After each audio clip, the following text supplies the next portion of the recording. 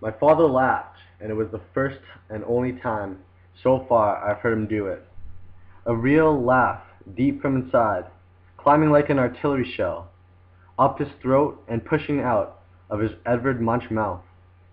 We were commuters aimed at heaven, riding a steep, open train toward the sun god at the end of the line.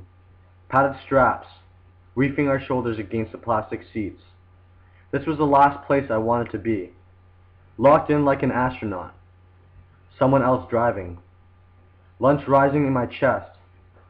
My eyes were open to the whine of pulleys as we ascended a slope snow wouldn't hold to if snow fell through the ridiculous summer air. There was a moment as we reached the first peak and crested, when I smiled too at weightlessness. The feeling as you float from a swell in a fast highway until most of me dropped.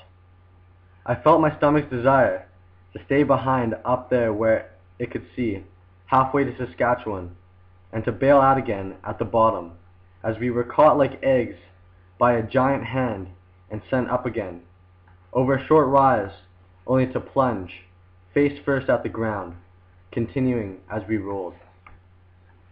Through a giant loop, swooped with the energy of descent, and twisted through a series of corkscrew turns, our brains in startled Mobius. My father wide with giddy terror.